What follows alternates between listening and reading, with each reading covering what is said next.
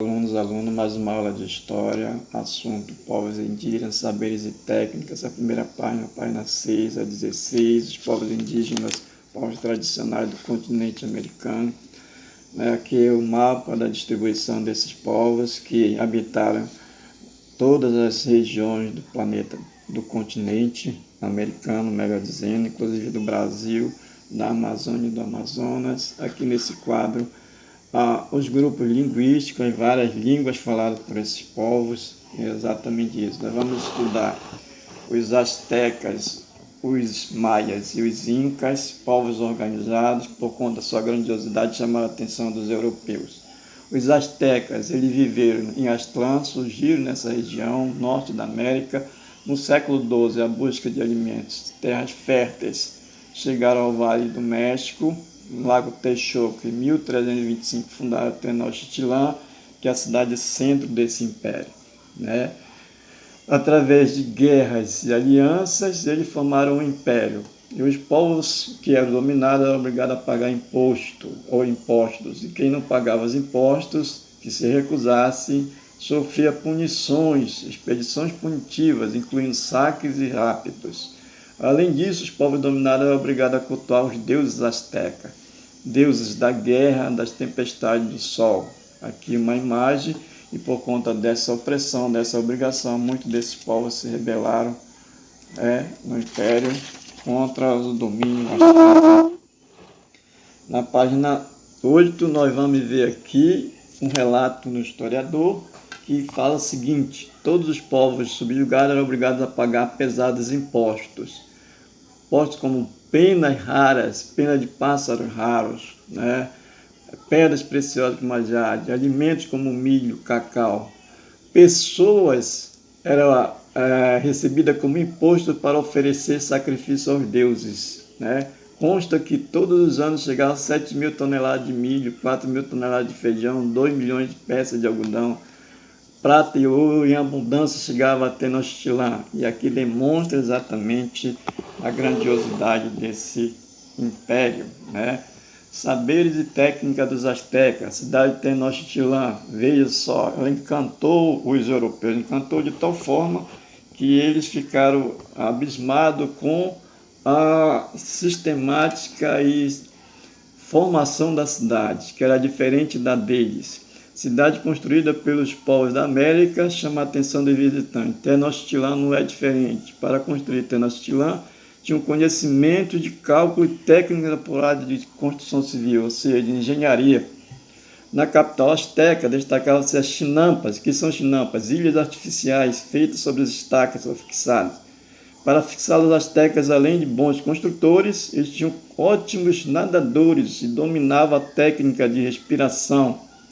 A fertilidade das terras pantanosas garantia a produção de alimentos para os habitantes da cidade lacustre, essa cidade feita sobre lagos. Nessas ilhas, eles cultivavam flores, verduras e plantas medicinais. Cortadas por canais e aquedutos, ruas largas e retas. Olha só, Tenochtitlán chamou a atenção dos europeus, que era diferente das cidades europeias, que eram menores e ruas tortas e estreitas. A cidade de Tenochtitlán continua chamando a atenção dos estudiosos até hoje pela sua forma arquitetônica e engenheira.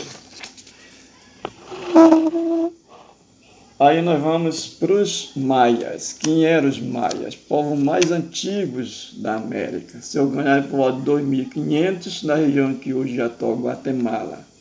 Inicialmente os maias eram caçadores, coletores e destacavam-se constantemente a busca de alimentos, caça, pesca e colheita. Mais tarde, domesticaram plantas como o milho, a pimenta e o feijão. Estabeleceram a península de Yucatán, aqui a região onde se organizaram. Local, os arqueólogos descobriram por meio de floresta tropical outras cidades como Tikal e Copán. Depois, os maias ocuparam também cidades existentes como Uxmal, Chinche e Tizá, situada ao norte. A área onde se desenvolveu a civilização corresponde ao atual sul do México, quase toda a Guatemala, parte de El Salvador, de Honduras e Belize. É esse o território. Assim como os antigos gregos, os maias também viviam em cidades-estado, cidades independentes, governo próprio, leis e costumes próprios. Em caso de guerra contra o inimigo comum, as cidades se organizavam, mas em confederações, mas não construíram um império, ou seja, eram cidades-estado, cidades independentes, só para se defender se organizavam. Sociedade e economia da civilização maia. A sociedade maia era hierarquizada, a elite, quem eram os nobres e sacerdotes. Abaixo da elite vinham os artesãos e os trabalhadores livres, agricultura em sua maioria. Os nobres e sacerdotes ajudavam o governo máximo, governante maior, né, de cada cidade, a dirigi-la. Ele tinha o título de religioso, de Unaxel, era visto como representante dos deuses. Então, esse governante máximo era o Unaxel e representante dos deuses. Os camponeses acreditavam que para conseguir boas colheitas tinham que pagar impostos a esse governo máximo, esse governo sagrado, esse governo considerado semideus. Os impostos eram pagos em parte do que eles produziam, com trabalhos gratuitos para o governo, como reparo e construção de estrada. A agricultura tinha grande importância na vida dos maias. A maioria deles viviam no campo, onde cultivavam feijão, abóbora, algodão, cacau, abacate, milho. Milho era sua alimentação base. A alimentação base era o milho, que comiam em forma assada, cozida ou em farinha. Os camponeses cavavam canais para irrigar as terras que eram terreno seco, áridos, né? Reduzida a vegetação. Aqui uma fonte histórica, um vestígio deixado dessa civilização. Saberes e técnica dos maias. Aqui são as pirâmides. As pirâmides deles tinham um caráter centro religiosos e elas foram construídas com conhecimento de engenharia e cálculo, né? Tinha um esteio que ligava aos templos religiosos, tinha um caráter religioso. Então, essas são os maias. Vamos aos incas. Os incas é o terceiro povo bem organizado. Os incas se tornaram um império, né? Formaram um império. Acreditava-se que enquanto caminhavam à procura de terra, os incas chegaram ao interior da Cordilheira dos Andes no século XIII. Naquelas terras, ou seja, nas Cordilheiras dos Andes, começaram suas vidas e criaram e ergueram uma cidade que é Cusco, que vai ser o centro do império. Aos poucos, no entanto, ampliaram seus domínios a outros povos, conquistaram outras regiões. Em 1438, fundaram um império, que teve Pachacuti como o primeiro imperador. Então, Pachacuti foi esse líder inca que formou o império. No processo de formação, seu império, os incas assimilaram elementos de outras culturas, inclusive a Quechua. A Quechua é a língua que vai ser falada em todo o império. Era obrigado os povos a falar essa língua. O Império Inca expandiu-se consideravelmente graças às sucessivas conquistas, ou seja, né, os Incas foram conquistando outros povos. Era dividido em várias regiões administrativas, ou seja, o Império era dividido em várias regiões, cujos governantes deveriam prestar conta de seus atos ao imperador central. A interligação entre as regiões do Império era feita por uma eficiente rede de estrada construída nas encostas das montanhas. Jovens eram treinados desde a infância para correr por elas, levando e trazendo informações e produtos por longas distâncias, uma rede de comunicação. As principais estradas incas ligavam o interior a Cusco, que é o centro do império. Aqui é uma imagem, né, de provavelmente uma descendente inca com característica. Planejada servia como capital do império, a cidade de Cusco. Vamos seguindo nossos relatos. Aqui, a sociedade incaica, ou sociedade inca. O imperador, conhecido como Inca ou Filho do Sol, era visto como semidivino. Então, seja, o imperador é semideus, possuía enormes poderes e privilégios. Seu cargo era hereditário, o cargo do imperador era hereditário, passava de pai para filho.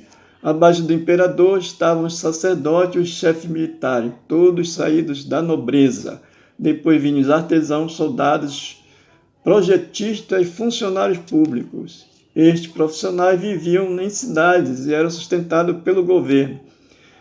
que armazenava riqueza com os impostos cobrados das comunidades camponesas. Então veja, quem pagava os impostos? Os camponeses. A elite, que era hierarquizada a partir do imperador, né, sacerdote, chefe militar, e depois que eram nobres, e vem embaixo deles os artesãos, soldados e os funcionários públicos. E veja que como era hierarquizado. Esses profissionais viviam na cidade, né? Os camponeses que pagavam. Aqui o Império do Sol, aqui um texto para demonstrar que a imagem do Pachacuti. O Império Inca era composto de um mosaico de povos, ou seja, uma mistura de povos e paisagens, dispersos num quadro montanhoso. A força do Inca é primeiramente o império de uma língua, a Quechua, imposta às populações tributárias e ensinadas aos chefes dos grupos derrotados, ou seja, a Quechua tinha que ser falada por todo o império. É também o resultado de um centralismo estatal, ou seja, tudo estava em torno do imperador, do principal governo. A eficácia de uma rede viária de 20 mil quilômetros, ou seja, para fazer a interligação do império. E, por fim, a questão religiosa, o culto ao sol, o Inti, né? E aqui a imagem do Pachacuti. Saberes dos Incas, vamos ver aqui saberes e técnicas, edificações incas. Antes de começar uma construção, ele fazia uma maquete, que é daqui a maquete, uma representação em miniatura, que era feita em argila e pedra, para ajudar e como ficaria pronta a construção. A construção usava um grande bloco de pedras, encaixadas uns aos outros, né? Sem uma necessidade de colante. Em Machu Picchu existem edificações em que se pode ver o modo de organização dos bairros de uma cidade inca. Restam ainda hoje construções incas intactas e um número grande de vestígios dela na cidade de Cusco, Lima, Quito e Peru. Quito, Lima e Quito. Veja o que disse sobre Cusco o cronista espanhol. Para ele, era feita essa cidade, era uma grandiosa, fundada por gente capaz e inteligente, era majestosa. Cusco era a cidade mais rica das Índias, e os espanhóis chamavam essa região de Índias, porque achavam que tinham chegado às Índias, né? Um acúmulo de riqueza chegava a ela com frequência para incrementar a grandeza dos nobres. E aqui, por último, nós vamos ver a técnica e trabalhos impostos. Habitando regiões montanhosas, os incas desenvolveram uma técnica agrícola, construíram terraços em imensas escadas, né? Nos graus mais altos cultivavam espécies de vegetais resistentes, como a batata, no meio milho e abóbora e feijão, e embaixo árvores frutíferas. Aqui está demonstrando embaixo na imagem como era feito essa agricultura. Com isso, conseguiam colheitas variadas e fartas. Os incas dedicavam também o pastoreio, criavam a lhama e a alpaca. A lhama e a alpaca, que eram animais que davam lã e leite e serviam de transporte. Os camponeses constituíam a maioria da população. Cada aldeia era formada por um conjunto de famílias, que é chamada por unidade de laço parentesco, que é chamada de ailus. O chefe do ailu é o curaca. E o curaca é o chefe. As terras de cada ailu eram divididas em 3 partes. Cada comunidade, as terras dessas comunidades chamadas ailus, é dividida em 3 partes. Uma parte do imperador, uma parte dos deuses e outra parte para os camponeses sobreviverem. Além de trabalhar todas as terras, os camponeses tinham de prestar serviços gratuitos ao Estado, plantando, construindo e reformando. Essa obrigação é chamada de mita. O que é mita? É uma forma de trabalho compulsório em que o camponês tinha que trabalhar na agricultura, na terra que era do imperador, na terra que era do deus, na terra para ele próprio sobreviver, e além de trabalhar também serviço gratuito ao Estado, serviço público, plantando, construindo e reformando. É isso dessas civilizações, nessa primeira parte, ok?